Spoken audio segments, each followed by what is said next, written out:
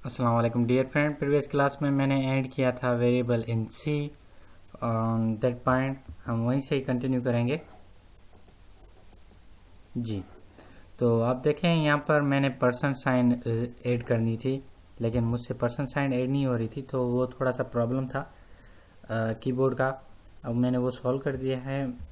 अगर आप विंडोज 7 में अल्ट 37 प्रेस करोगे तो आपका पर्सन साइन आ जाएगा।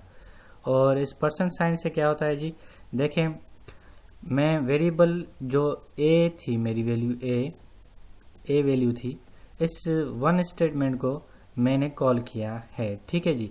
तो इसको मैंने सेव किया है किस नाम से, वेरिएबल डॉट सी के नाम से। कंट्रोल एस से मैं सेव कर देता हूँ।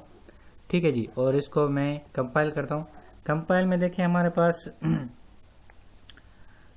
कंपाइलेशन रिजल्ट में आ रहा है एरर 0 आ रहा है, वार्निंग 0 आ रही है। आउटपुट फाइल नेम का क्या आ रहा है जी, बिन में है, वेरिएबल डॉट सी में। एंड आउटपुट फाइल की साइज कितनी है जी, 12 KB। सही। एंड इसको कंपाइलेशन में टाइम कितना लगा, इतनी पूरे जो लाइन वाइज हैं, टोटल कितनी लाइन है, 11 लाइन। इनको जो है ना 0.34 नैनो सेकेंड टाइम लगा है जी इसको। ठीक है जी। तो अब ये तो हो गया। अब इसको मैं रन करता हूँ। रन में देखें हमारा आउटपुट क्या आ रहा है, मैंने 1 को कॉल किया हुआ है। अगर मैं इसके अंदर वैल्यू स्टोर कर दूँ, ए के अंदर 100, एंड जो हमारा percent D means decimal number को क्या करो, स्पेसिफाई करो। और ए से मैं कॉल कर रहा हूँ जी, जो ये ए है ये वेरिएबल को मैं कॉल कर रहा हूँ जिसके अंदर मैंने वैल्यू स्टोर की हुई है। तो फिर से मैं सेव कर कंट्रोल एस से सेव कर डायरेक्ट रन करूँ तो मेरा रिजल्ट देखें 1 आ रहा है, क्योंकि ये कंपाइलर ने कंपाइल नहीं किया, बस जस्ट अब कंपाइल से कंपाइल करूंगा, मेरे पूरे प्रोग्राम को उसने कंपाइल कर दिया। कंपाइल करके उसको ट्रांसलेट कर दिया। कंपाइल का तो मतलब होता है कि ट्रांसलेटर, जो कि हमारे हाई लेवल लैंग्वेज को ट्रांसलेट करता है लो लेवल लैंग्वेज को। सही है। कंपाइलर मीन्स ऐसा समझे कि एजेंट है हमारे लिए, ह्यूमन को कांटेक्ट कराता है मशीन के साथ। और जो भी हम कोड बनाते हैं ये हमारे ह्यूमन रीडेबल कोड्स हैं जी। ये कौन से कोड हैं हमारे, ह्यूमन रीडेबल कोड। और कंपाइलर क्या करता है, ह्यूमन रीडेबल कोड को कन्वर्ट करता है मशीन कोड के अंदर, 001110001 बाइनरी कोड्स में कन्वर्ट करता है, जो कि अंडरस्टैंड करता है हमारा प्रोसेसर, जिसकी लैंग्वेज होती है, इंस्ट्रक्शन सेट होती है, उसमें कन्वर्ट करता है। और ऑब्जेक्ट फाइल बनाता है। सही है जी। और एक्जी फाइल को जनरेट करता है कंपाइलर। सही। अब मैंने कंपाइल कर दिया, क्योंकि प्रीवियस कंपाइल का वही हमें, जब हम इनको रन कर रहे थे तो प्रीवियस कंपाइल का रिजल्ट हमें शो कर रहा था। अब हमने कंपाइल कर दिया, ऐसे ने जनरेट कर दिया कोड। अब रन करते हैं तो देखें 100 वैल्यू आ रही है किसकी, वेरिएबल ए वैल्यू इज 100। सही है जी। अब हम इसको समझाते हैं कि किस तरह से हमने डिफाइन किया है। मैं कह रहा हूँ कि इनिशियलाइज किया है मैंने वेरिएबल को,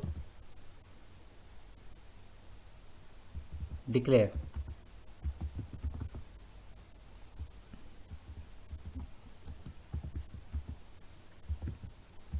variable a declare is declared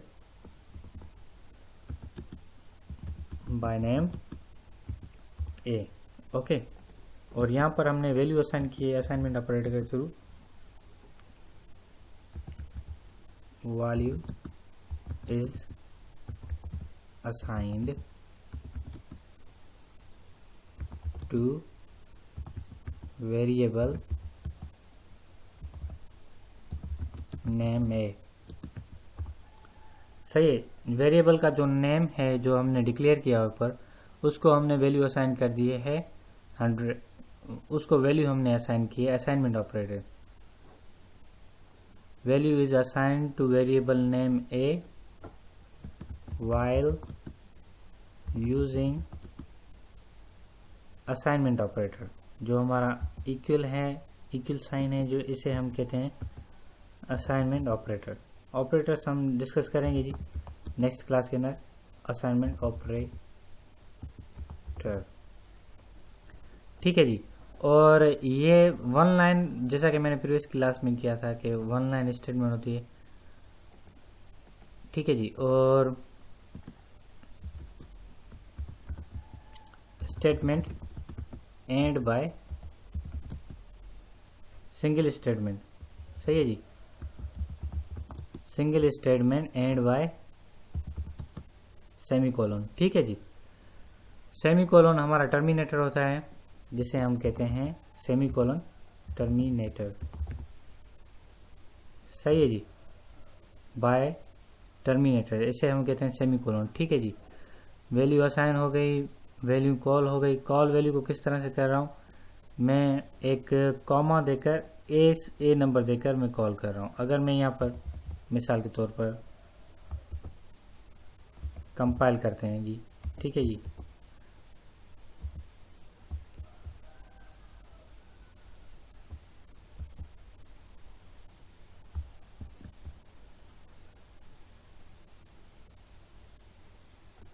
उल्टा सिस्टम हो गया इसका, तो सही है जी। तो इसको मैं कंट्रोल एस से सेव कर रन करूं तो प्रीवियस वैल्यू ही आएगी। इसके लिए मुझे कंपाइल करना होगा। कंपाइल करने के लिए 38 सेकंड ले लिया इसने, अभी कोई वार्निंग नहीं, कोई एरर नहीं, ठीक है जी। अब इसको हम रन करते हैं।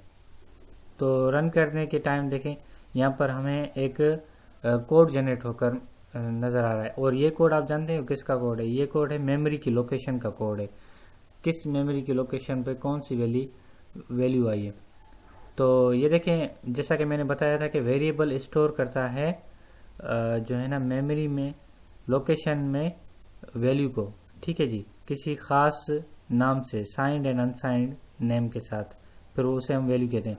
तो ये जस्ट वो वाली वैल्यू लोकेशन की, उस वैल्यू की लोकेशन को शो कर रहा है। जब हम कॉल करेंगे, कहेंगे कि ए नाम में जितनी भी वैल्यू स्टोर है वो हमें डिस्प्ले करो, तो फिर हमें जो है ना वैल्यू डिस्प्ले करेगा। कंपाइल कर रन करते हैं तो देखें 100 वैल्यू आ रही है, सही है जी। एंड ये हमारे होते हैं format specifier, %d, %f, %c, ठीक है जी, इन सी लैंग्वेज में।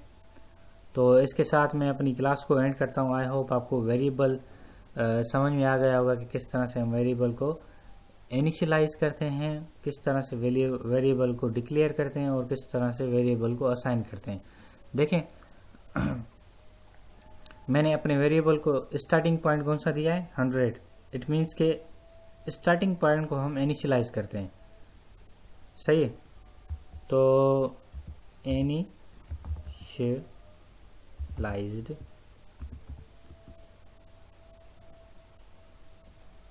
सही है जी, वेरिएबल को 100 वैल्यू से, 100 वैल्यू इनिशियलाइज्ड, ठीक है जी। 100 वैल्यू से स्टार्टिंग पॉइंट लिया है हमने वेरिएबल का। 100 initialised value is assigned to variable name a while using assignment operator, सही है। इसका मतलब ये हो गया कि हमने जो है ना 100 वैल्यू वेरिएबल बाय नेम ए को, जिसका टाइप है, डेटा टाइप है इंटीजर, 100 वैल्यू असाइन की है। और जी, तो इसके अंदर हमने 100 से इनिशियलाइजेशन ली है, मीन्स 100 से स्टार्टिंग पॉइंट हमने लिया हुआ है, सही जी। इसके साथ मैं अपनी क्लास को एंड करता हूँ, और नेक्स्ट क्लास के अंदर नेक्स्ट टॉपिक के साथ मैं आपकी खिदमत में हाजिर होऊंगा। अपने IT इंस्ट्रक्टर नईम हुसैन को फ्राम computerpakistan.com इजाज़त दीजिएगा। दुआ में ज़रूर याद रखिएगा। अल्लाह हाफिज़ व नासिर।